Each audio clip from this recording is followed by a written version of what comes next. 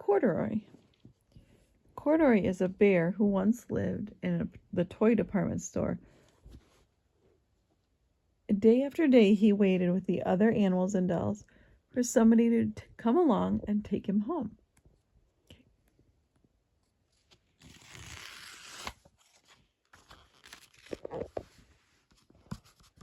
The store was always filled with shoppers buying all sorts of things, but no one ever seemed to want a small bear in green overalls. Then one morning, a little girl stopped and looked straight into Corduroy's bright eyes.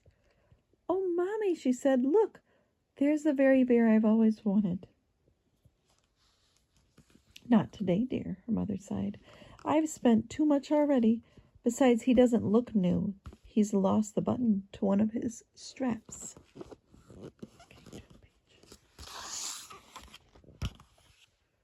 Corduroy watched them sadly as they walked away. "I didn't know I'd lost the button," he said to himself. "Tonight I'll go and see if I can find it."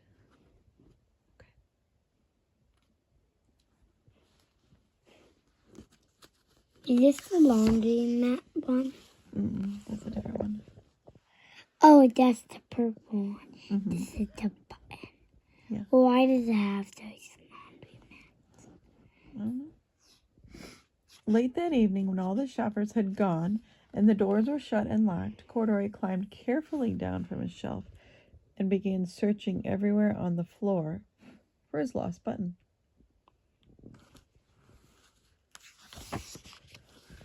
Suddenly, he felt the floor moving under him. Quite by accident, he had stepped onto an escalator, and up he went. Could this be a mountain? He wondered. I think I've always wanted to climb a mountain. He stepped off the escalator as it reached the next floor, and there before his eyes was a most amazing sight. Tables and chairs and lamps and sofas and rows of beds. "This must be a palace," Corduroy gasped. "I guess I've always wanted to live in a palace."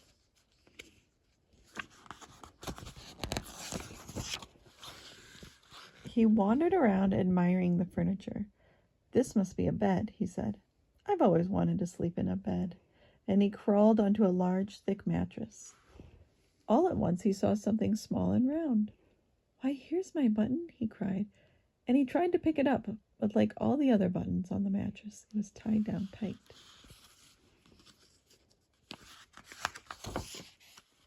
He yanked and pulled with both his paws until pop! Off came the button, and off the mattress Corduroy toppled. Bang! Into a tall floor lamp. Over it fell with a crash. Corduroy didn't know it, but there was someone else awake in the store. The night watchman was going his rounds on the floor above.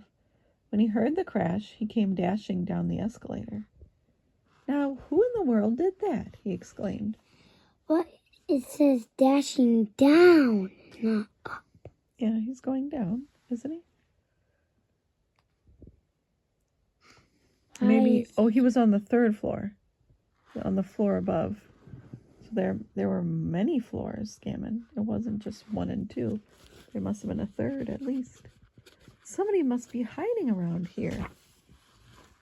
He flashed his light under and over sofas and beds until he came to the biggest bed of all. And there he saw 2 fuzzy brown ears sticking up from under the cover. "Hello," he said. "How did you get upstairs?"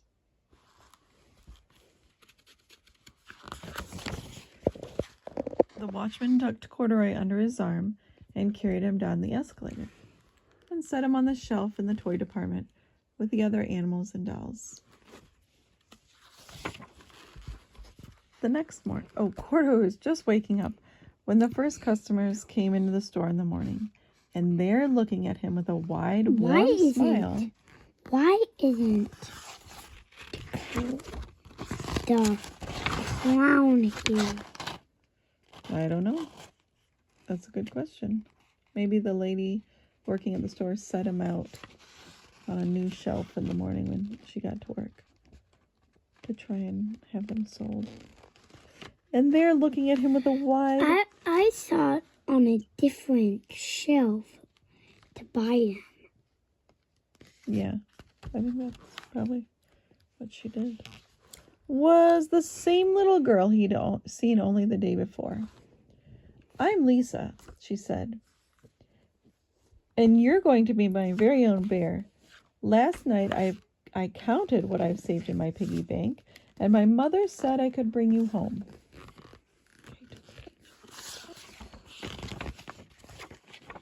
Shall I put him in a box for you? The sales lady asked. Oh, no, thank you, Lisa answered, and she carried Corduroy out in her arms. She ran all the way up 4 flights of stairs into her family's apartment and straight into her own room. Okay.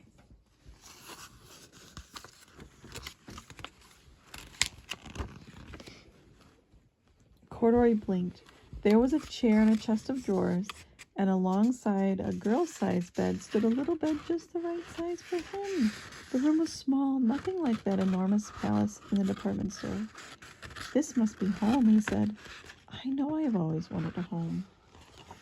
Not yet. Lisa sat down with Corduroy on her lap and began to sew a button on his overalls. I like you the way you are, she said, but you'll be more comfortable with your shoulder strap fastened. Okay. You must be a friend, said Corduroy. I've always wanted a friend. Me too, said Lisa, and gave him a big hug. Oh.